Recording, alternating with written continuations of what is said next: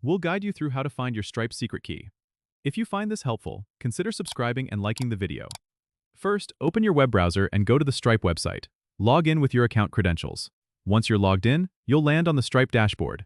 From here, look for the Developers option in the left-hand sidebar and click on it. This will take you to the API section. Within the Developers section, find and click on API keys. Here you'll see a list of your API keys, including both your publishable key and secret key. The secret key will be partially hidden for security reasons. To view the full key, you'll need to click on the Reveal Key button next to the secret key. Stripe may prompt you to enter your account password or perform additional verification, such as two-factor authentication, to ensure that it's really you who is accessing this sensitive information. After you've verified your identity, the full secret key will be displayed. Remember, your secret key is extremely sensitive. It's like the password to your Stripe account's bank vault, so keep it safe and don't share it publicly or with unauthorized users.